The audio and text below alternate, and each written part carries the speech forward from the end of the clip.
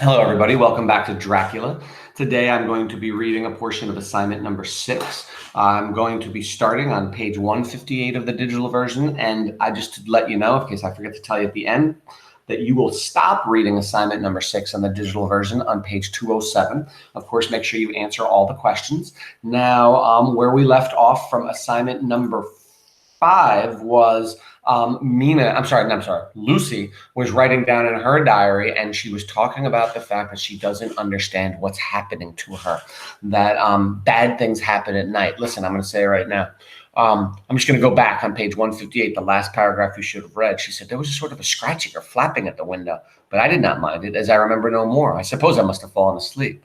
More bad dreams. I wish I could remember them. This morning I'm horribly weak. My face is ghastly pale and my throat pains me. It must be something wrong with my lungs, for I don't seem to be getting air enough. I shall try to cheer up when Arthur comes, or else I know he will be miserable to see me so. Okay, and now we're picking up assignment number 6 with the letter from Arthur to Dr. Seward. Okay.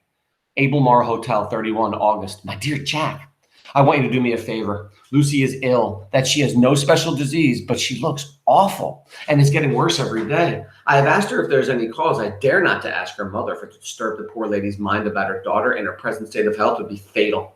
Miss Westerner has confided to me that her doom is spoken, disease of the heart, though poor Lucy does not know it yet. I'm sure that there is something preying on my dear girl's mind. I'm almost distracted when I think of her.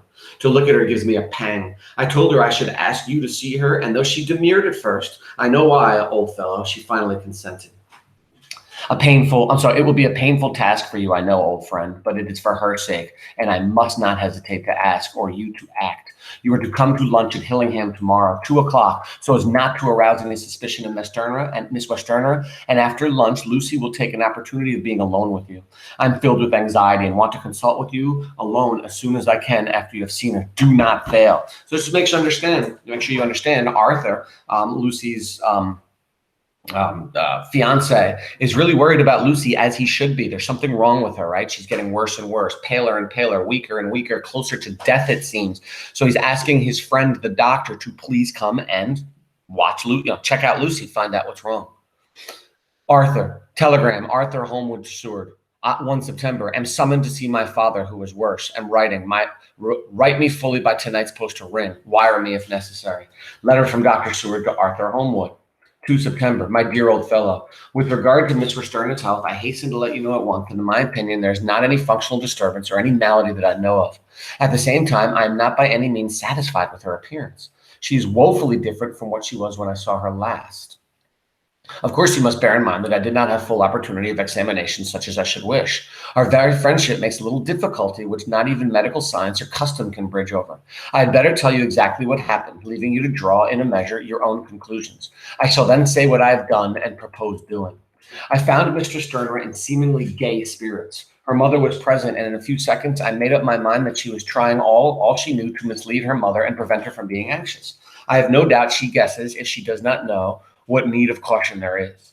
We lunched alone, and as we all exerted ourselves to be cheerful, we got, as some kind of reward for our labor, some real cheerfulness amongst us. Then Miss Westerner went to lie down, and Lucy was left with me. We went into her boudoir, and until we got there, her gaiety remained, for the servants were coming and going. As soon as the door was closed, however, the mask fell from her face, and she sank down into a chair with a great sigh and hid her eyes with her hand.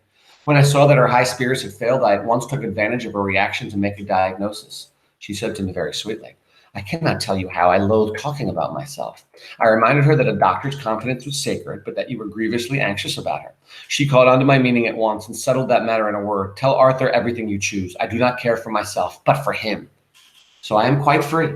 I could easily see that she was somewhat bloodless, but I could not see the usual anemic signs, and by the chance I was able to test the actual quality of her blood, for in opening a window which was stiff, a cord gave way, and she cut her hand slightly with broken glass. It was a slight matter in itself, but it gave me an evident chance, and I secured a few drops of the blood and have analyzed them. The qualitative analysis the qualitative analysis give a quite normal condition and shows, I should infer, in itself a vigorous state of health. In other physical matters, I was quite satisfied that there is no need for anxiety, but as there must be a cause somewhere, I have to come to the conclusion that it must be something mental. Okay, so he checks her blood and he says there's nothing wrong with her blood. What he's not realizing is that it's not a problem with the blood itself. The problem is there's not enough blood in her body. He said he noticed that before, but he didn't see the signs of anemia, the idea that you're not producing enough blood. So it's not that she's not producing enough blood. She's producing enough blood. It's that her blood is being taken before she can produce enough of it. She complains of difficulty breathing satisfactorily at times and of heavy lethargic sleep, with dreams that frighten her, but regarding which she can remember nothing.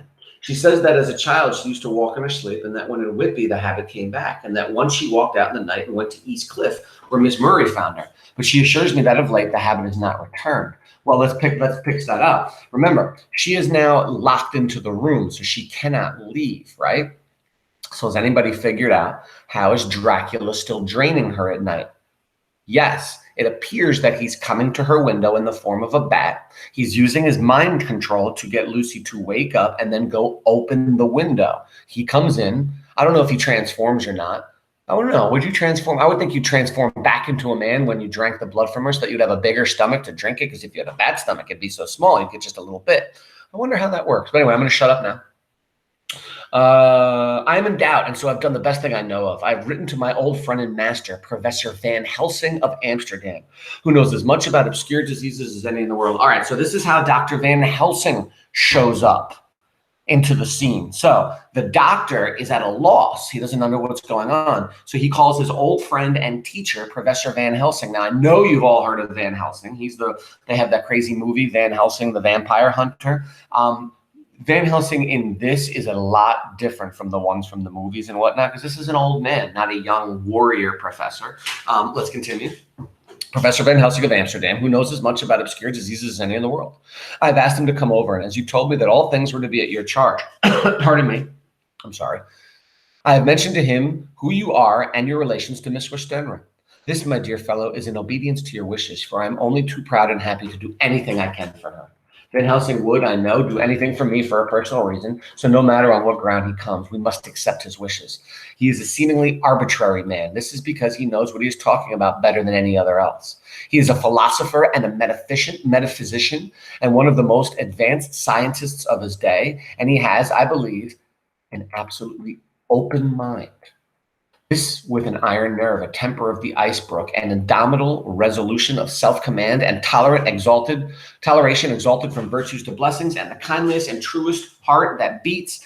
These form his equipment for the noble work that he is doing for mankind, work both in theory and practice, for his views are as wide as his all-embracing sympathy. So basically the doctor is saying, Dr. Van Helsing is the man. We want this guy here. Not only is he a great scientist, but he keeps an open mind, which is very important. You can't be a scientist and have a closed mind. You always have to stay open, because you might find something that might change what you think is true, right? So let's find out more about Van Helsing when we meet him. I tell you these facts that you may know why I have such confidence in him. I have asked him to come at once. I shall see Miss Westenra tomorrow again. She is to meet me at the store, so that I may not alarm her mother by too early a repetition of my call. Yours always, John Seward.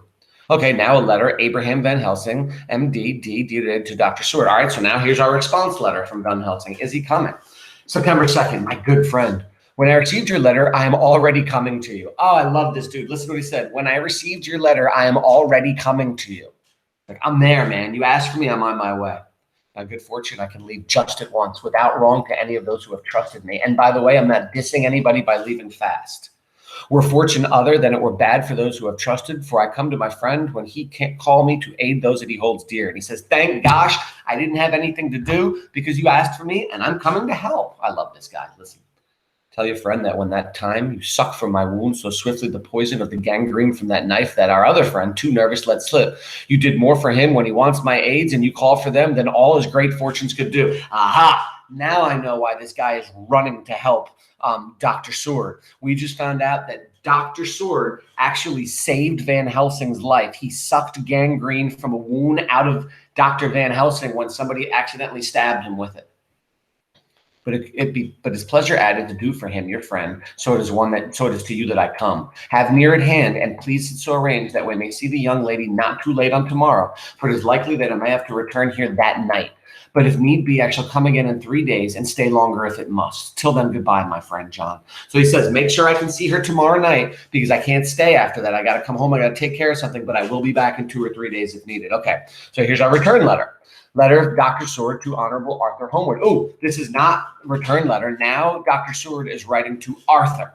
I wonder if he's saying, hey, my buddy's coming. Get over here. We're going to figure this out. Let's find out. September, my dear Art. Van Helsing is come and gone. Ooh, let's find out what happened. He came on with me to Hillingham and found that, by Lucy's discretion, her mother was lunching out, so that we were alone with her. Van Helsing made a very careful examination of the patient. He used to report to me, and I shall advise you, for of course I was not present all the time. He is, I fear, much concerned, but says he must think. When I told him of our friendship and how you trust me in the matter, he said, you must tell him all you think. Tell him what I think, if you can guess it, if you will. Nay, I am not jesting. This is no jest, but life and death, perhaps more. All right, so Van Helsing knows something funky is going on right now. I asked what is meant by that, for he was very serious.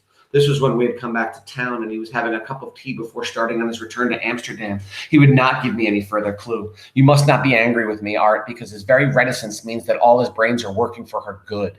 He will speak plainly enough when the time comes, be sure. So he's saying, listen, he didn't tell me anything, but he's figuring it out. And don't worry, when he knows, he will share it with us, because this guy is that good and he is that honorable. He will speak plainly enough when the time comes, be sure. So I told him I would simply write an account of our visit as if I were just doing a descriptive special article for the Daily Telegraph. He seemed not to notice, but remarked that the smuts of London were not so quite as bad as they used to be when he was a student here. I am to get his report tomorrow if he can possibly make it. In any case, I am to have a letter.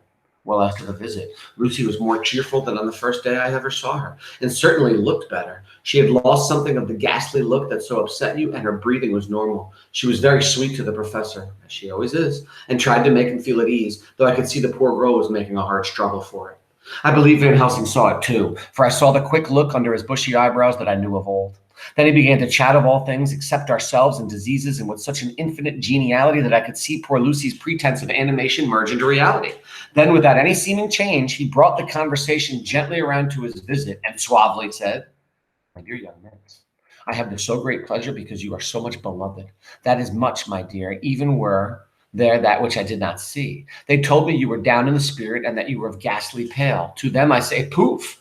And he snapped his fingers at me and went on. But you and I shall show them how wrong they are. How can he? And he pointed at me with the same look and gesture as that which he pointed me out in his class, on or rather after a particular occasion which he never fails to remind me of. Know anything of the young ladies? He has his madmen to play with and to bring them back to happiness and to those that love them. It is much to do and but there are rewards in that we can bestow such happiness. But the young ladies, he has no wife nor daughter, and the young do not tell themselves to the young, but to the old, like me, who have known so many sorrows and the causes of them. So, my dear, we will send him away to smoke the cigarette. And I think what he just explained right there about the whole young ladies thing, so I'm trying to figure this out, is that he actually has a good experience with young ladies because he's old and he's never had a wife or daughters. They come and they talk to him. They share their spirits with him and their stories with him. So he has a better understanding of young ladies than I do because I don't really talk to many young ladies. Let's continue. I think that's what that meant. I took the hint and strolled about, and presently the professor came to the window and called, so my dear, we will send him away to smoke the cigarettes in the garden while you and I have a little talk all to ourselves. I took the hint and strolled about, and presently the professor came to the window and called me in. I think what he's saying there is he understands that she's not going to tell him the whole truth while the doctor is there, the other men, while younger men are there, that she would feel more comfortable speaking to an older man. Listen. Okay. He looked grave, but said, I have made careful examination, but there is no functional case. Wait, I'm sorry, I lost the spot.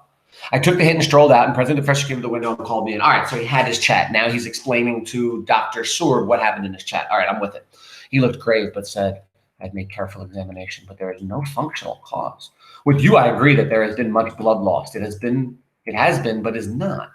But the condition of her is no way anemic. I have asked her to send me her maid, that I may ask her 1 or 2 questions, so that I may not chance to miss nothing. So he's saying, yeah, she is missing blood, but she's not anemic. I don't know why she's losing blood. I know well that what she will say. And yet there is cause. There's always cause for everything. I must go home and think. So he says now, and I don't understand it, but he's saying there's always a reason why something happens. This is a scientist, ladies and gentlemen. So he's saying nothing happens for no reason. So he's saying, I'm going to go home and I'm going to think what could possibly be the reason. There's got to be a scientific explanation for this. Of course, there is no scientific explanation for this. There is a metaphysical explanation. He doesn't know that there is a vampire feeding on this girl. But I wonder if he thinks it right now, if he's already starting to think about it. Let's continue. I must go home and think. You must send me the telegram every day, and if there shall be cause, I shall come again. The disease, for not to be well is a disease, interests me, and the sweet young dear, she interests me too. She charms me, and for her, if not for you or disease, I come. And he says, I really want to help this girl. One, because I like to help everybody, but this girl, she's really wonderful, and I want to help her. As I tell you, he would not say a word even more, even when we were alone. And so now, Art, you know all I know. I shall keep stern watch. I trust your poor father is rallying. It must be a terrible thing to you, my dear old fellow, to be placed in such a position between two people who are both so dear to you. Okay, so now I understand also, because he had written him before, and he told him before. Let's look up. Yeah, he had written Arthur before. Remember, Arthur is the is Lucy's whatchamacallit, fiance, right? So he's like, that's why Arthur didn't come before. When he sent a letter to Dr. Seward, he sent a letter to Arthur, and he sent a letter to Van Helsing. Van Helsing came right away, but Arthur couldn't come because his father is dying right now. So he just sent a new letter to Arthur saying, I hope it's better with your father and that you're able to come soon. But if need be, I shall send word to you come at once to Lucy, so do not be over anxious that you hear from me. Okay, now Dr. Seward's diary. 4th September. Zoophagous patient still keeps up our interest in him. He had only one outburst, and that was yesterday at an unusual time. Just before the stroke of noon, he began to grow restless. The attendant knew the symptoms and at once summoned aid. Fortunately, the men came at a run and were just in time, for at the stroke of noon, he became so violent that it took all their strength to hold him.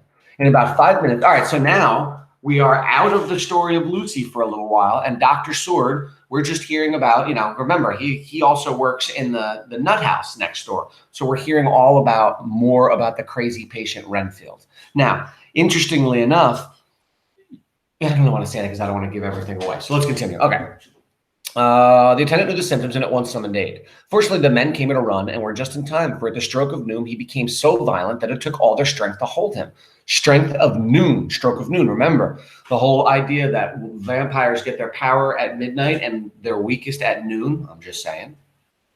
In about 5 minutes, however, he began to get more quiet and finally sank into a sort of melancholy, in which state he has remained up to now. The attendant tells me that his screams whilst in the paroxysm were really appalling. I found my hands full when I got in, attending to some of the other patients who were frightened by him. Indeed, I can quite understand the effect. I just lost my spot. Hold on a second. Crap. Hold on. Pressed the wrong button. Hold on a second. It's right here. Here it is. Sorry about that, everybody. Indeed, I can understand the effect, for the sounds disturbed even me, though I was some distance away. It is now after the dinner hour of the asylum, and as yet my patient sits in a corner brooding, with a dull, sullen, woebegone look in his face, which seems rather to indicate than to show something directly. I cannot quite understand it. Again, he is at his angriest and most sullen at noon, when he cannot, or when the vampires have no power, when Dracula has no power. There's some kind, I don't want to give it away, but there's some connection or link between Renfield and Dracula. And we all know the connection between Dr. Seward and Dracula, because Dr. Seward is taking care of a patient, Lucy, that Dracula is feeding off. Let's continue later. Another change in my patient. Pardon me. At 5 o'clock, I looked in on him and found him seemingly as happy and contented as he used to be. Pardon. He was catching flies and eating them, and was keeping note of his capture by making nail marks on the edge of the door between the ridges of padding. When he saw me, he came over and apologized for his bad conduct and asked me in a very humble, cringing way to be led back to his own room and to have his notebook again. I thought it well to humor him, so he is back in his room with the window open. He has the sugar of his tea spread out on the windowsill and is reaping quite a harvest of flies. He is not now eating them, but putting them into a box as of old, and is already examining the corners of his room to find the spider. I tried to get him to talk about the past few days, for any clue to his thoughts would be of immense help to me, but he would not rise. For a moment or two he looked very sad, and said in a sort of faraway voice, as though saying it rather to himself than to me, all over, he has deserted me. No hope for me and now unless I do it myself. Then suddenly turning to me in a resolute way, he said, Doctor, won't you be very good to me and let me have a little more sugar? I think it would be very good for me. Okay, so he said, all over, he has deserted me. Now, who is it that he's talking of? Who has been coming to Renfield at night? And why has he deserted him? Think about it. Who do we know that works at night and now is busy at nights with a different person? Interesting. Has Dracula chosen Lucy over Renfield? And does Renfield want to be eaten by this guy? This is just getting weird. Let's continue. Yes, and the flies, I said. Yes, the flies like it too. And I like the flies, therefore I like it. And there are people who know so little as to think that men do not argue. I procured him a double supply and left him as happy a man as, I suppose, any in the world. I wish I could fathom his mind. Midnight, another change in him. Wait, look at that. At midnight, there is another change in him. Remember, noon at midnight. I had been to see Miss Westerner, whom I found much better, and had just returned, and was standing at her own gate looking at the sunset, when once more I heard him yelling. As his room is on this side of the house, I could hear it better than in the morning. It was a shock to me to turn from the wonderful smoky beauty of the sunset over London, with its lurid lights and inky shadows and all the marvelous tints that come on foul clouds, even as on foul water, and to realize all the grim sternness of my own cold stone building, with its wealth of breathing misery, and my own desolate heart to endure it all. Oh, that's sad. He's like, I'm looking at the beauty of the sunset, and then I look back at the desolate, madhouse that I work in, and I realize, oh crap, my heart is desolate too. Don't forget, he was rejected by Lucy, and he has no love right now. And in fact, I seem to remember him saying before, since he is no good with the ladies, at least he could be the best doctor he can be. That's very sad, and I feel bad for him because he is a nice man. I reached him just as the sun was going down, and from his window saw the red disc sink. I mean, I'm just going to point it out one more time. Think about this. He's doing all he can to help a woman who said no to him, who refused his proposal. A lot of people would then hate her and do, definitely not help her, might even do things to hurt her. But he's not like that, and he does everything he can to help her. In fact, remember, he's writing and keeping in touch with her actual fiance. He's also writing a special doctor, and he got him involved in the form of Professor Van Helsing. So he's a good dude. I reached him just as the sun was going down, and from his window saw the red disc sink. As it sank, he became less and less frenzied, and just as it dipped, he slid from his hand, the hands that held him, an inert mass on the floor. Did you see that? The minute the sun disappears, he calms down. It is wonderful, however, what intellectual recuperative power lunatics have, for within a few minutes he stood up quite calmly and looked around him. I signaled to the attendants not to hold him, for I was anxious to see what he would do. He went straight over to the window and brushed out the crumbs of sugar. Then he took his fly box and emptied it outside and threw away the box. Then he shut the window and, crouching over, sat down on his bed. All this surprised me, so I asked him, "Are you going to keep flies anymore?" "No," he said, "I'm sick of all that rubbish. He certainly is a wonderfully interesting study. I wish I could get some glimpse of his mind or of the cause of his sudden passion." Stop. There may be a clue after all if we can find why today his paroxysms came on at high noon and at sunset. Can it be that there is a malign influence of the sun at periods which affects certain natures, as at times the moon does others? OMG, doctor, he does not know how right he is. Look at this. There must be a clue after all if we can find why today his paroxysms came on high at noon and at sunset. I would underline this if this was a text, or highlight it if this was mine. Can it be that there is a malign influence of the sun at periods which affect certain natures? Yes. What natures does the sun affect? Vampiric natures. As at times the moon does others, we shall see. Telegram, Sword, London to Van Helsing, Amsterdam. September 4th, patient still better today. Telegram, Sword, London to Van Helsing, Amsterdam. 5th September, patient greatly improved, good appetite, sleeps naturally, good spirits, color coming back. Telegram, Sword, London to Van Helsing, Helsing to Amsterdam, 6th September. Terrible change for the worse. Come at once. Do not lose an hour. I hold over telegram to Homewood till I have seen you. Excellent. Okay. So the 4th and 5th, everything's great. She's getting better. But then on the 6th, he sends a telegram to Van Helsing saying, oh my God, get here quick. She is doing terribly. And then he says, I hold over telegram to Homewood till I've seen you. And I'm not going to send a letter to Arthur, her fiance, until you come and figure it out, because I'm that worried about her. I don't want him to see her in this state without having a doctor, a professor, you look at her first. All right, we are done today with assignment. Well, excuse me, I'm done reading assignment number 6. I am at the bottom of page 169. I finished 169, which means you are going to pick it up at 170. And that is specifically chapter 10. And you are reading up until page 207. You've got some reading to do. Please get it done, everybody. Find out what happens to poor Lucy and how the gentlemen try to save her. And have a lovely day. I will see you tomorrow when we are talking about assignment number 7. Have a great day.